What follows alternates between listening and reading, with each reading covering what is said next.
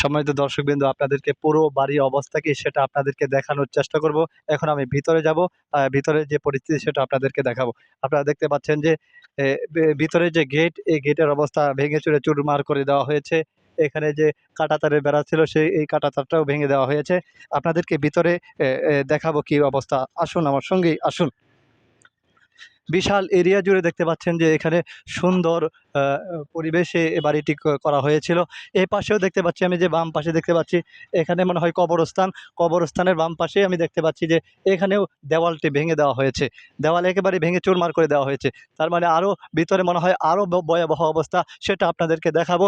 আমার সঙ্গেই থাকুন, সততা মিডিয়া ডাবল ওয়ানের সাথেই থাকুন।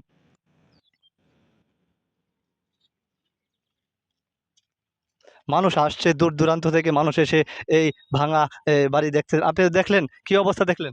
অবস্থা খুব খারাপ, অনেক ভাঙচুর করছে। আপনি কি চান